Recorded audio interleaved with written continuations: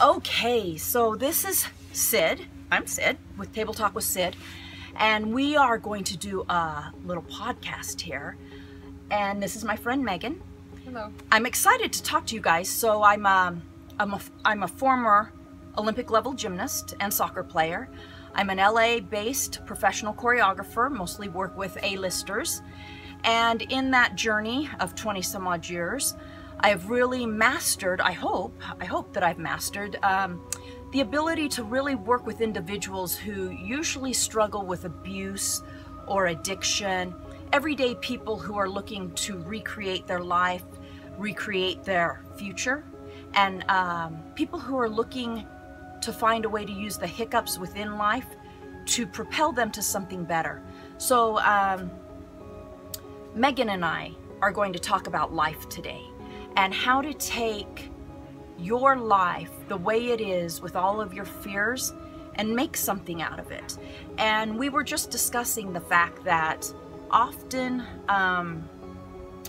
people come to a standstill in life because we're busy listening to, believing in, and living upon all of the rules and regulations of everyone around us. And something that I really want people to hear is that, and I like to do it through stories. So I was telling you earlier, I have a friend and he has a career. He's a builder, and he's been building and working with all these different projects, and he's been doing it for years. And he's been with this company and they're gonna part ways. Things aren't quite going the way he would like them to go. So they're gonna part ways. He is a very diligent, hard, committed worker, and someone that, not just a worker, he's great at managing projects and all of that. So one of his frustrations was that he feels like he gives his 180%, which I would agree. He gives everything he is, and that he's frustrated because he feels like the company, the people he works with, the individuals over him don't see his value, don't have appreciation for what he's given or for what he's done. And so he feels a frustration that he's just sort of gotten the short end of the stick. And I think the beauty in this is to take a moment to step back and really say, who is it that really matters on seeing my brilliance, seeing my ability, and having value in me? Is it really Joe down the street? Because typically Joe down the street or Steven or whomever it is, most people struggle with themselves on valuing themselves, knowing their own journey, knowing how to get to where they want to be, because if you don't own it, you can't give it. So if you don't own value and worth for yourself, you can't give it. If I can't see the greatness and brilliance within myself, which isn't arrogance. Arrogance is that thing that you shove down someone's throat because you must get them to believe it because you don't quite believe it yourself, but I have to force you to believe it. Confidence is this thing that you go, wow, I know it. I feel it. I want to share it. So when somebody doesn't see your greatness, it's because mediocrity can never see brilliance. Never can it see brilliance. So if he can take a step back and have this realization, whatever he believes in, God, life, or the universe, the higher powers, whatever he believes in, that's who matters. So when he shows his hard work, his dedication, his commitment, his 180%, that's a gift back as gratitude for what he has back to his higher powers. And that's all that matters, is that they see it, that they get his brilliance, that they value him. It's irrelevant if John, Susie, Sally sees your value, because more than likely they struggle to see their own value. You can't expect something out of someone that they don't own it. That's just crazy thinking. So he's hoping for this return from these individuals, but he's never going to get that return because they don't own it to give to him. So this is also very interesting. You know, I've talked to a girlfriend who had lost her father, And she's always trying, even after he's gone, always trying to do all of these things to prove to him that she's worthy and that she's good enough and that she's achieved. So she spends her life trying to do this, right? Prove to him. And the hiccup here is this, is that he had his own issues here on this earth. He had his own problems. And probably one of the hiccups was finding his own value, his own worth, his own journey. And if she continues to try to live her life based upon proving to him that she's valuable, she's never going to be valuable enough, because it's not him that matters. What matters is her gratitude back to her higher powers for who she is, what she is, the journey that she has, the hiccups that she has, the strengths that she has. Now, I was explaining this to my daughter just today. We all have these talents and abilities in our life. And when we're given these talents and abilities, it is like you, with God, life, and the universe, before you floated down to this earth, however you want to see that, and you had an agreement with them. And they said to you, look, these are the things that make you brilliant, A, B, C, and D. And what I'm going to do throughout your life is I'm going to send you these ideas to you. These ideas you're going to think are ideas, but they're really my agreement back to you saying, all right, Megan, we've agreed before you came down to this earth that A, B, C, and D makes you amazing. It's what will bring you peace. It's what will bring you happiness. And I'm going to send them down to you here and there as ideas. And those ideas are going to float down to you at the moment that you're emotionally, spiritually ready. So they don't just send them when it's time 10 years from now. Like, hey, I'm sending you this great idea, but why don't you get on board in 10 years? It's now. They send them to you now because I think this is quite brilliant. Every single thing, from every person to every red light, to every hiccup, to every downfall, to every success, everything that needs to be on your path at that moment for you to achieve that thing that you're striving for, they have been delicately putting together day after day for years. And now they're saying to you, Megan, the moment is now. All of those people, the red lights, the traffic jams, the successes, all of those things are right there on your path. Because in order for you to get to where you're going, you have to go through each one of these individuals or these experiences to learn something, to get there. And so when people do this, well, you know what? Thanks for sending me that idea, but I'm really not ready for it. The timing for me is not right. It's not right. Well, the hiccup is this. We were all sent to this earth to learn, to improve, to gain knowledge. By coming down here and thinking, I mean, I think it's quite crazy to think that my idea is better, that I know my process, that I know better than anyone how to get to where I'm going. Well, the fact of the matter is, if we knew everything, we wouldn't be here. Right. We simply don't know everything. And so when we can get out of our own way and let inspiration, which is God, life, and the universe, motivation, God, life, and the universe, passion, God, life, and the universe, to step into your life and to take over. Do you know what happens when you're inspired and you're passionate? You feel free, you feel happy, you feel like you can conquer anything, you have no more fear, you have nothing that's holding you back, and I'm going to tell you why that is. It is because when you live in inspiration, passion, motivation, you are standing hand in hand with God, life, and the universe. When you stand hand in hand, nothing can get in your way. Your fear goes away. You don't feel like you're ever not enough. You never feel like you are behind the 8 ball. You always feel empowered. You feel inspired. You feel capable.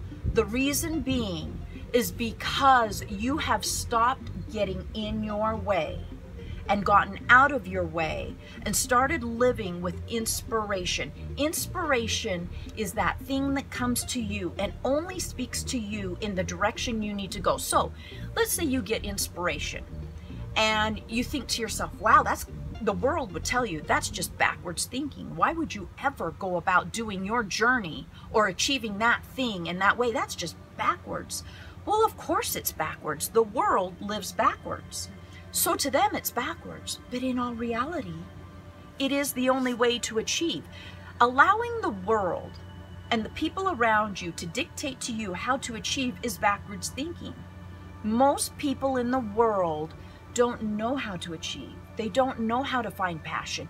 They don't know how to find success. That is why most people are lonely, sad, frustrated, and living out of faith. And I'm not this religious person, but faith is this part of life that teaches you to believe in inspiration. So when you are not living in inspiration, you are living a worldly life. When you live a worldly life, you gain worldly things. When you gain worldly things, that is stress, that is behind the 8 ball, that is depression, that is feeling lack of, that is feeling like you can't achieve. That is how the world works. They form media off of it. They form their life off of it. It's forming based off of fear. You want to get further in life, you want to live the life you want to live, you need to start working off of inspiration and motivation and passion. When you work off of those things, don't question what you need to do. Feel what you need to do. When you feel inspired to do something, whether it's make a phone call, whether it's sit silently, just be quiet, whether it's talk to a person that you've never met before, whatever it is, you do it immediately, because that's God, life in the universe speaking to you, saying, this is your moment.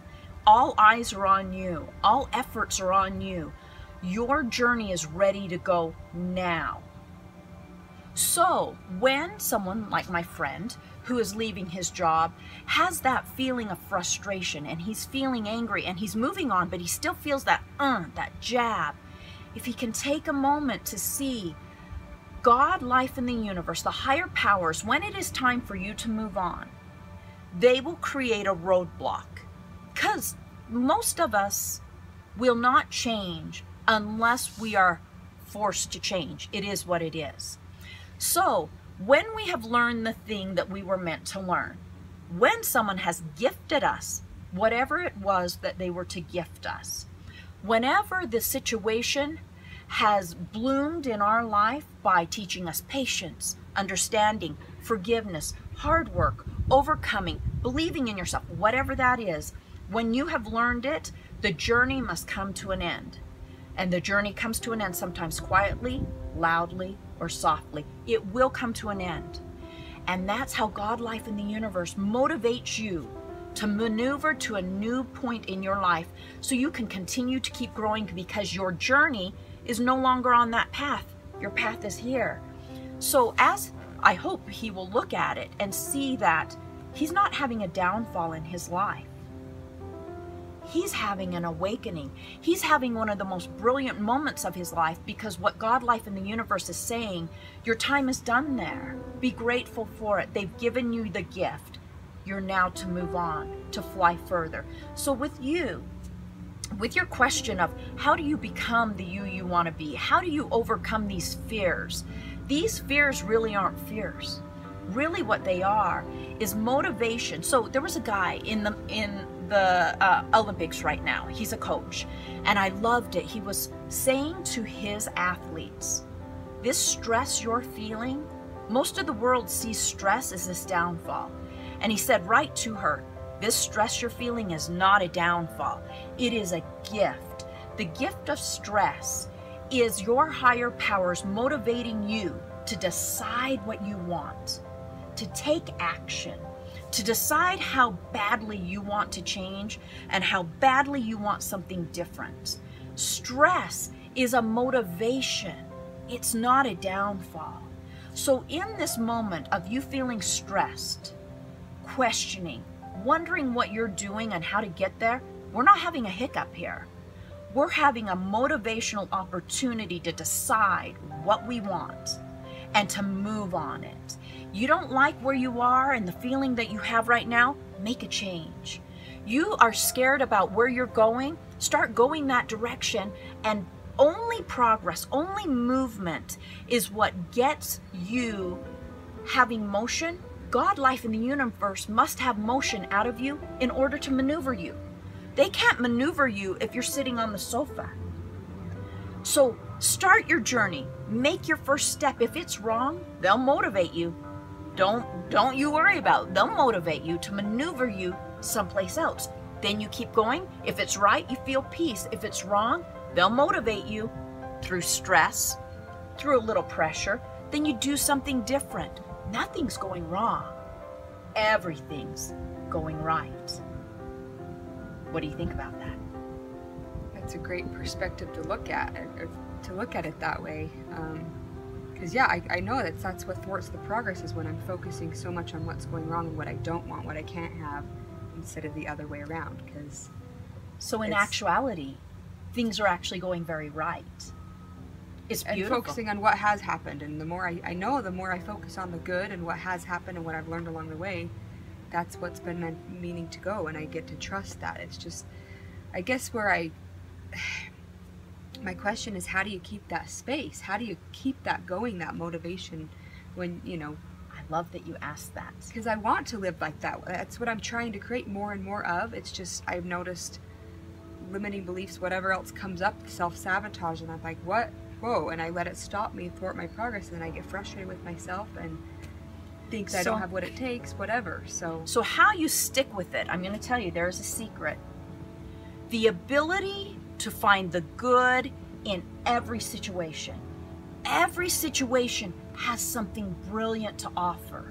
So for example, we'll use my friend again, who's leaving the job of years and years, right? Frustrated, feeling angry, but you want to keep motivated. What you do is you step back and go, all right, this is what I got out of that. I got experience in A, B, C, and D. I learned how to get along with a very difficult boss. I learned how to maneuver myself in situations where I was dealing with an ill-balanced person. I learned all of these things. So in all reality, things worked out for the best for me. That's why I still have motivation. That's why I still see my brilliance. That's why I still have passion, is because that person that can look at things that way and say that to themselves, that's why I see this. That's why I see motivation. When you see the things that you conquered, the things that you became better at, the gifts you received, that's what keeps your motivation. That's what keeps your soul ticking along saying, I got this. I'm doing this. Every moment of every day, of every situation, it's not conquering me. I'm learning something from it, which is a gift. It's a stepping stone to get me to my brilliance, not to my mediocrity. Yeah. To my brilliance. And that's how you stay on task every day. Every time a situation happens, what is it that you just got from that? What gift, what lesson, what pause, what opportunity? And then you move on. Okay, so I want to thank you guys. We'll be back again. Talk to you.